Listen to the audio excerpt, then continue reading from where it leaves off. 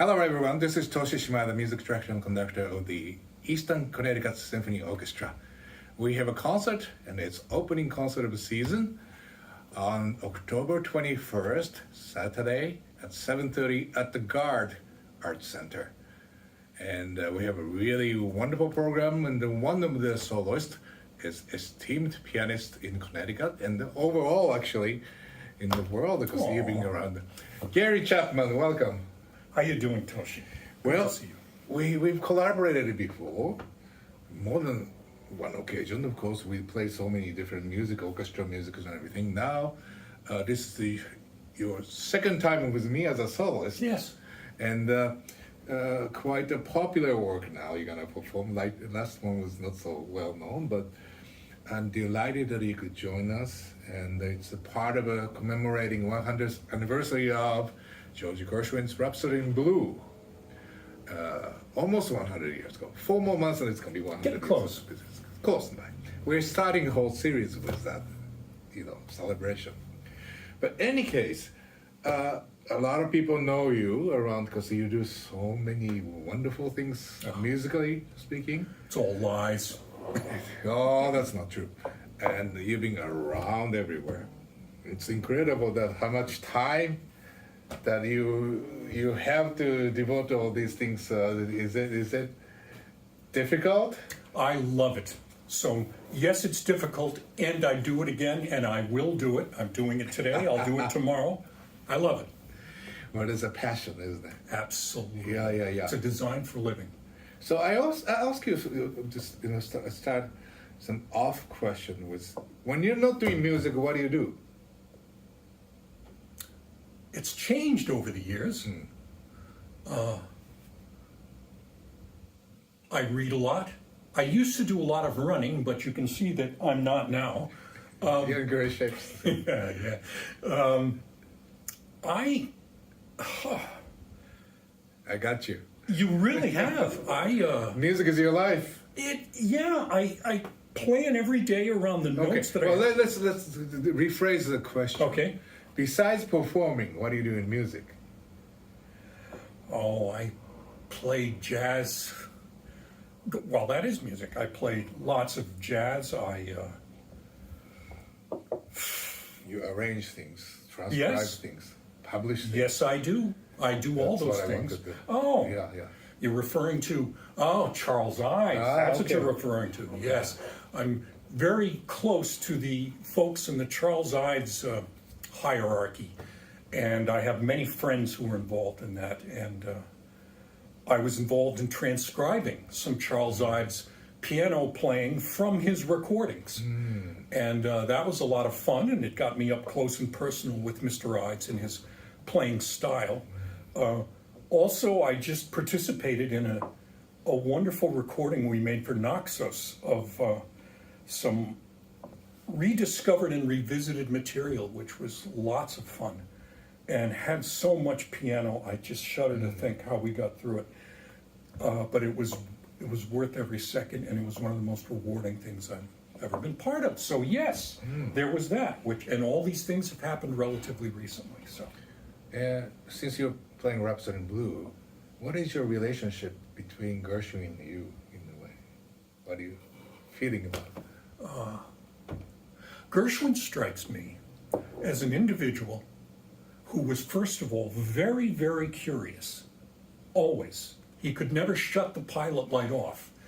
So his intuition and his talent and curiosity led him to become more than he normally might have. And for instance, if you look at the year 1924, which is what we're talking about, the very next year he orchestrates his own piano concerto in 1925. Now, he goes from not being really all that good at orchestrating and understanding what the orchestra's capacities are to being able to orchestrate one of the most marvelous pieces ever written the very next year. So he really became familiar with the orchestra in a very, very short time. He's not the first pianist that had to undergo this. Franz Liszt did the same thing. He had to learn orchestration from Joachim Raff for his orchestral works. But Gershwin jumped right in and learned how to orchestrate very quickly. He was very curious all the time. I also wanted to be recognized by so-called formal classical genre and people from that genre. Right. He's like any really sincere creative artist. He has his own. This is provided they have talent, and provided that they're receptive. He had his own internal rules. His intuition led him to make the right choices about his music always. And I mean, when he writes Rhapsody in Blue, he's about 25 or so, and he's a very experienced Broadway composer. I mean, he'd already had 6 musical comedies under his belt, and you know, he knew how to write overtures and how to write songs and things. You know, so he's a very experienced and very competent public performer by the time he was 25. The version we are performing, of course, is kind of a romanticized orchestration of the, which was later done to adapt into a symphony orchestra, but originally it was smaller ensemble. Whiteman did orchestrated, but it was smaller ensemble too. Yeah. But the piano part, I know probably that when Gershwin premiered this, it didn't really sound like what it's written in paper. No, because he improvised too, I'm sure, right? Undoubtedly. In fact, on some of the pieces of paper, it's relatively blank, and it says "wait for nod." So there was a lot of Gershwin understanding the themes he wanted to sort of run through, and you know, he practiced at home what he was sort of going to do. As an improviser, I understand that, and then fleshed it out right there. And Mr. Whiteman was not completely unprepared for what he was going to hear. They'd had rehearsals at the hotel where the Whiteman Band was playing at the Palais Royal, and you know, they moved the chairs around in the lobby and everything, and they had several rehearsals, and they certainly understood what they were in for, and so they were prepared for the whole thing. But no, this wasn't written down like an text that we would have by Beethoven or something. No. But okay, and so many pianists have played it already. So many, and I love your way you perform this one. Oh, good. Yeah. That's good. Yeah, it's very good. I really enjoy it. But so I was going to say, you know, later on he struck a friendship with Schoenberg and all this serious composers. He was Ravel. You folks may not know he was tennis partners with Schoenberg. Yeah. He lived right across the street, or sort of down the street from Schoenberg, and this is in Brentwood. This is you know, near UCLA, California. And they were very good friends, and they respected each other. Schoenberg recognized Gershwin's fantastic intuition and abilities musically, and because Gershwin was so curious, Professor Schoenberg was a great person to bounce things off of while he was trying his backhand and everything. Well said. Yeah. So it's really interesting that 2 distinctly different composers, but the intent, I guess the goal is same.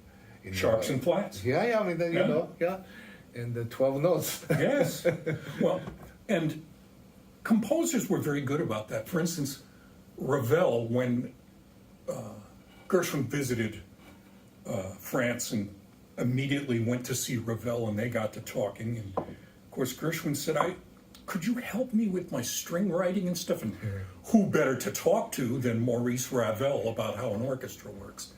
And Ravel said, you know, the only problem with that is I don't want you sounding like a second-class me. What is the point of that? Ravel was very proud of Ralph Vaughan Williams, and that Vaughan Williams had studied with him, and he was so proud that Vaughan Williams sounded nothing like him.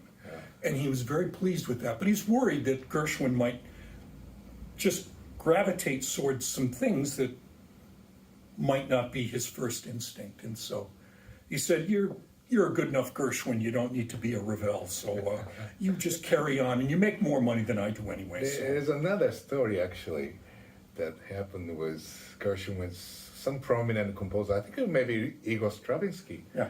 Gershwin wanted to study with him, and so he asked him, may I study with you, Mr. Stravinsky? And the Stravinsky, well, let me ask you this question. How much do you make? Yeah, really. And Gershwin mentioned the six figures and said, then the story said, in that case, I would like to study with you. Good teachers know. It's easy, really. I mean, so it's great. So, Gary, you play in our orchestra too, you know, piano Yes. part, keyboard part. I love it. He was fantastic in that too. I mean, have a complete security when you're sitting there, and the feeling that he's gonna come in, he knows what to do, he just knows. That's very important for me too, is that I could trust the player, you know. And I learned so much that way. I don't think the audience might appreciate this. I studied with a pianist who was the greatest orchestral pianist, the great Paul Jacobs, who was with the New York Philharmonic. And not that we talked a lot about this, we might occasionally, but the one thing that you learn is you learn about the fact that a rest is a rest, and a half note is a half note. And when a conductor has to conduct music, he has to cut people off to do that. And there are certain things, for instance, rhythm, which you really must respect. There's no reason that that doesn't apply equally to your piano music, that doesn't apply to music in general. Texture is texture, and rhythm is rhythm. These things don't change no matter what instrument or medium they might end up in. A musical idea is a musical idea, and you need reasons for what's on the page. And I'm always reminded of this whenever I play in a large orchestral setting, because you have your job as part of this fabric, this instrument. When you have a rest, you have a rest. And when you play, you play. And your eighth notes and your rhythm and everything have to correspond with what everyone else is doing.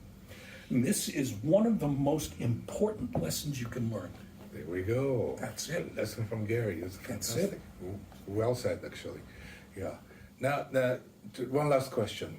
You mentioned France. You mentioned one of the teachers,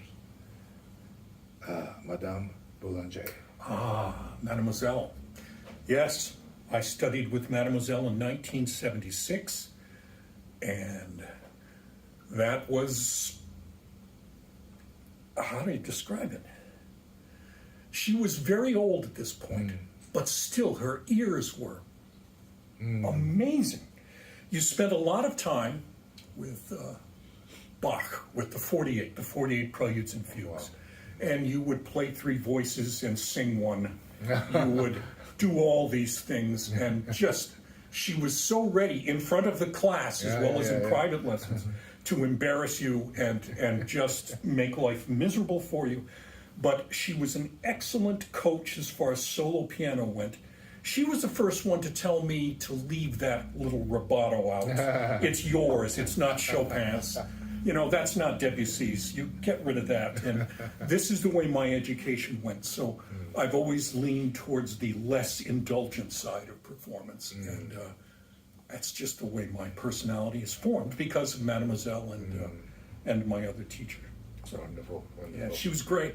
Yeah, She was great. yeah. I'm so glad I did it. Yeah.